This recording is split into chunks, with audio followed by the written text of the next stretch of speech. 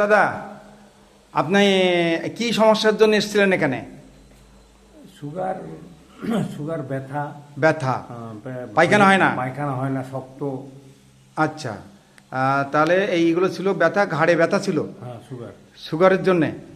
আর তাহলে এখন আপনার সুগার খালি পেটে কত হলো এই আরোগ্যম কোলন ক্লিনজিং এবং আরোগ্যম করার পরে সুগারটা কি নর্মাল এসেছে? হ্যাঁ হ্যাঁ, আগে কত ছিল? আগে 120।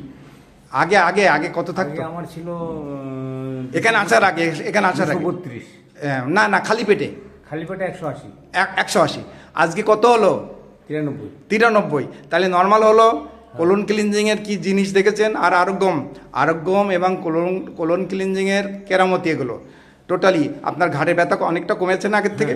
অনেকটা কমেছে, কমেছে। অনেকটা কমেছে। তাহলে এটা মানুষকে সুস্থ করতে পারে এই সিস্টেম। হ্যাঁ, এটা আপনি স্বীকার করেন তো?